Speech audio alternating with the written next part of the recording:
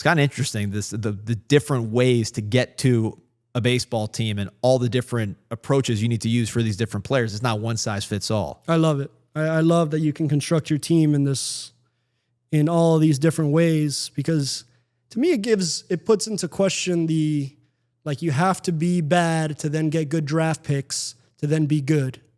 No, you have international departments, you have pro scouting departments that can always be doing things at different. So he gets signed at 25 or 26, right? As a international free agent. Any team could have participated and gotten Jung-Hoo Lee.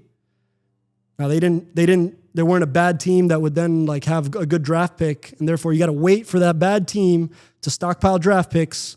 No, international can contribute. Pro scouting, minor league free agency can contribute. Major league free agency. How many times we've seen a guy on a 1-year basis go somewhere and establish, and the Rays do this all the time, where a guy shows up for 1 year in the Dodgers and he'll make himself some money in that 1 year by having one really good year.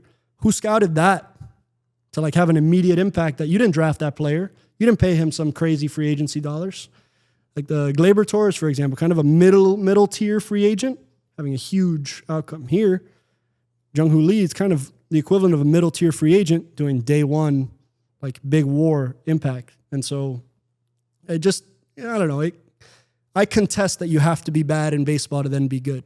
I really do. I think it's a little easier, but I like the lottery stuff where it incentivizes you from not being at the bottom of the league, and nobody wants to be there. But I think some teams express a different comfort of being in that tier when you can supplement all these different ways to have a good major league roster.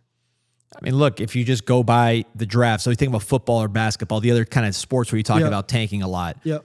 That first overall pick correlates a lot with success, and it does in baseball too. Sure. But I mean, if you look at the best players in the game, the absolute elite, at least let's look at the Americans.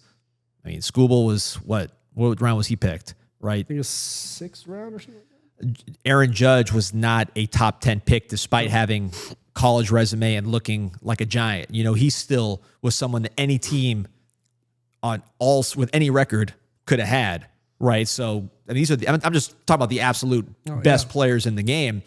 You do have your Bobby Witts and things like that, but yeah, there are pathways that don't involve getting the number one pick. Right. Scouting is hard. We don't have this figured out even at the advanced college player. The advanced college player